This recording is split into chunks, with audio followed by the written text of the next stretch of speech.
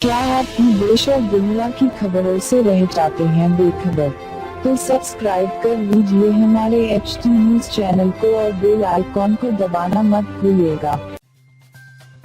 कायदे मुकर्रना मजीद अकबरुद्दीन ओवैसी की करीमनगर में मुबैना इश्तियाल अंगेज तकरीर के खिलाफ मुकदमा दर्ज करने तहकीकात करने जुडिशल मजिस्ट्रेट ने हुक्म दिया है।